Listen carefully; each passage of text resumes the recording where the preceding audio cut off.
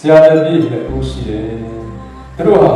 တမျိုးကနေတမျိုးတဒေသကနေတဒေသနေရာတစ်ခုကနေနေရာတစ်ခုကိုသွားရောက်ပြီးအင်မတန်မှ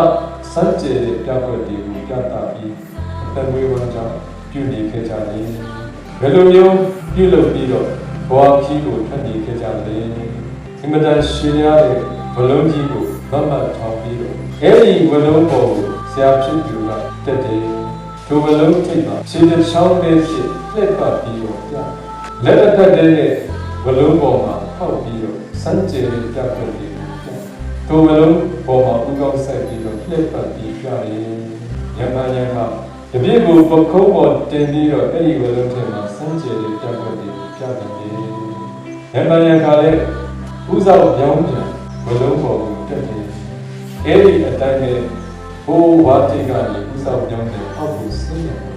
အန္တရာယ်ရှိတဲ့ပြတ်ပြတ်ပြီးပြရင်းနဲ့အသက်မွေးဝမ်းကြောင်းပြုလာခဲ့ကြတယ်ဒီနေ့ကျတော့ဒီမတန်စမ်းကြယ်တဲ့ပြတ်ပြတ်အန္တရာယ်ရှိ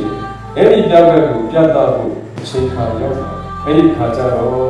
ဆရာဖြစ်သူကတပည့်ဖြစ်သူကိုပြောတယ်တပည့်ဆရာဖြစ်တဲ့ငါ့ကိုစောက်ရှောက်ပါတပည့်ဖြစ်တဲ့တင့်ကိုလည်း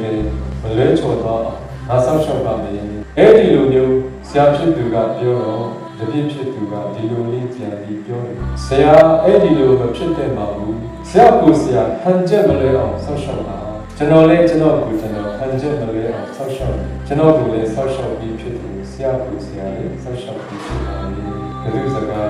လေးနဲ့ပဲဒီတပည့်ဖြစ်သူကဉာဏ်ကြီးတယ်ပေါ့သူ့ကိုယ်ကိုတည်းရဲ့စောက်ရှောက်လို့မရဘူးသူကလည်းကိုယ့်ကိုတည်းရဲ့စောက်ရှောက်ဖို့ရမဖြစ်နိုင်ဘူးဘာလို့ရပါလဲဆိုရင်ကိုယ့်ကိုဟန်ချက်မလွဲအောင်စောက်ရှောက်ပါအဲ့ဒါဆိုရင်သူ့ကိုစောက်ရှောက်ရင်ဒီလိုပါလို့လည်းစောက်ရှောက်ပြီးမဖြစ်ဘူးဒီဒါဆိုရင်ကိုစီဘဝခီးပေါ်ကောင်းကြီးဖြစ်ဖို့ဆိုရင်ဟန်ချက်မလွဲအောင်စောက်ရှောက်ပြီးပါ